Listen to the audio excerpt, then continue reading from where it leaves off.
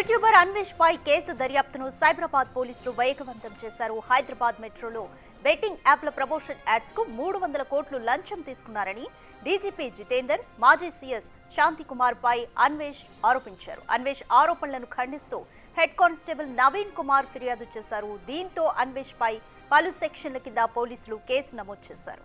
Case file చేయడాన్ని Anvesh తప్పుపట్టారు. Betting కు వ్యతిరేకంగా తాను 2 నెలలుగా పోరాటం చేస్తున్నానని ఆయన అన్నారు.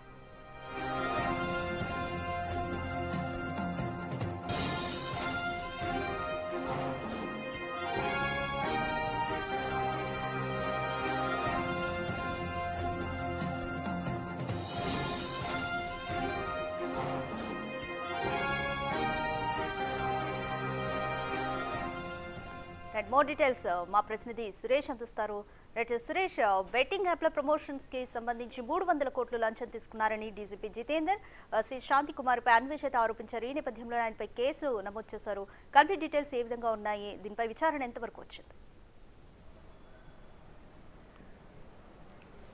సైబరాబాద్ సైబర్ క్రైమ్ పోలీసులు అన్వేష్ పైన కేసు నమోదు చేయడం జరిగింది. ఆ కేసుకు సంబంధించి తెలంగాణ డీజీపీ జితేందర్తో పాటు మాజీ సీఎస్ శాంతకుమారి, అదేవిధంగా దానకిషోర్, మరికొంతమంది అధికారులు మొత్తం 7గురిపై ఆయన ఆరోపణలు చేయడం జరిగింది. హైదరాబాద్ మెట్రో రైల్లో బెట్టింగ్ యాప్స్ 3 రకాల బెట్టింగ్ యాప్స్ని ప్రమోషన్ చేయడానికి ఆ కంపెనీల నుంచి 300 కోట్లు లంచంగా తీసుకున్నారని చెప్పేసి ఒక 11 నిమిషాల వీడియోని రికార్డ్ చేసి ఆయన యూట్యూబ్ ఛానల్తో పాటు ఆయన ఇన్స్టాగ్రామ్, ఫేస్బుక్లో, ఎక్స్ ఖాతాలో పోస్ట్ చేయడం జరిగింది.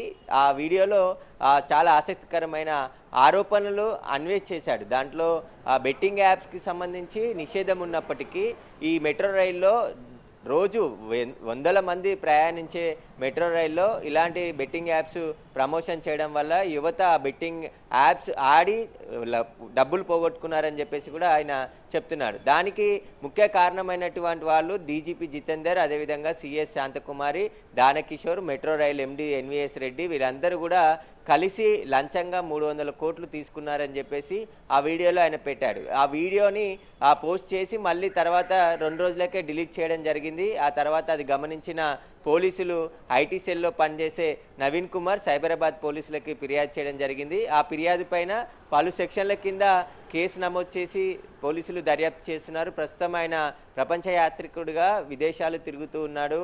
గత 2 నెలల నుంచి తాను ఈ బెట్టింగ్ యాప్స్కి సంబంధించి ప్రమోషన్ కావచ్చు, యాడ్స్కి సంబంధించి ప్రచారం చేస్తున్నాను వ్యతిరేకంగా అని చెప్పేసి అన్వేష్ చెప్తున్నాడు. అయితే సైబరాబాద్ పోలీసులు నమోదు చేసిన కేసు పైన అన్వేష్ స్పందించడం జరిగింది.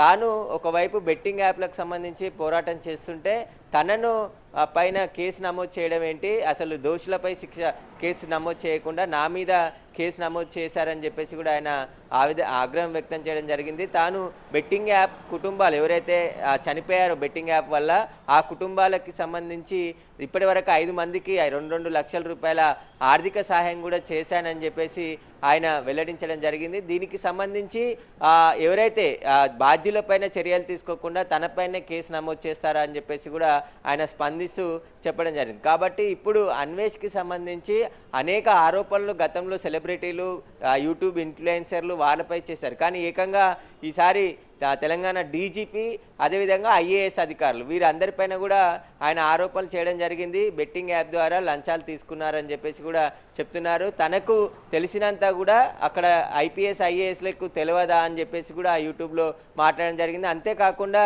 భారతదేశంలో అవినీతి పరంగా అయ్యింది, మొత్తం అవినీతిగా భారతదేశం ఉంది, లంచం లేనిదే పని చేయని పరిస్థితి ఉంది అని చెప్పేసి కూడా ఆయన ఆ వీడియోలో మాట్లాడడం జరిగింది. ఇది దేశద్రోహం కిందికి వస్తుందని చెప్పేసి కూడా కంప్లైంట్లో కానిస్టేబుల్ పేర్కొనడం జరిగింది. దేశాన్ని అవమానపరిచే విధంగా అన్వేష్ మాట్లాడాడని చెప్పేసి కూడా ఫిర్యాదు చేశారు. ఇప్పుడు సైబర్ క్రైమ్ పోలీసులు అన్వేష్కి నోటీసులు ఇస్తారా, విచారణకు పిలుస్తారా అనేది కూడా మరికొద్ది రోజుల్లో తెలిసే అవకాశం ఉంది. ఎందుకంటే ఆయనపై ఆల్రెడీ కొన్ని కేసులు ఉన్నాయి, లుకౌట్ నోటీసులు కూడా అన్వేష్ పైన ఉన్నాయి. కాబట్టి ఇప్పుడు అన్వేష్ భారతదేశానికి వచ్చి విచారణకు సహకరిస్తాడా, లేదంటే ప్రపంచ యాత్రికుడిగా అలానే ఇప్పటికే 108 దేశాలు తిరిగాను, ఇంకా మిగతా దేశాలు కూడా తిరగబోతున్నానని చెప్పేసి ప్రతిరోజు తనకు సంబంధించిన యూట్యూబ్ ఛానల్స్లో పోస్ట్ చేస్తూ ఉంటాడు. ఏ దేశానికి వెళ్తే ఆ దేశానికి సంబంధించిన వీడియోస్, టూరిజం స్పాట్స్ వాటన్నిటిని కూడా యూట్యూబ్లో ప్రచారం చేస్తూ తిరుగుతూ ఉంటాడు. అలాంటి అన్వేష్ బెట్టింగ్ యాప్స్పై ఒకసారిగా మళ్ళీపోయి బెట్టింగ్ యాప్స్లో యూట్యూబ్ ఇన్ఫ్లుయెన్సర్లు బాగా సంపాదిస్తున్నారు, కోట్ల రూపాయలు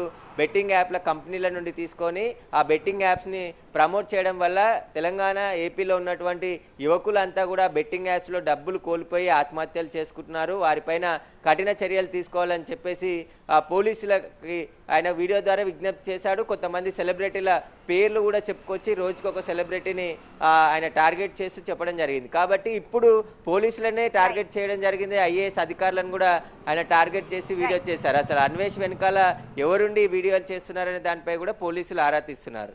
thanks for the update Suresh.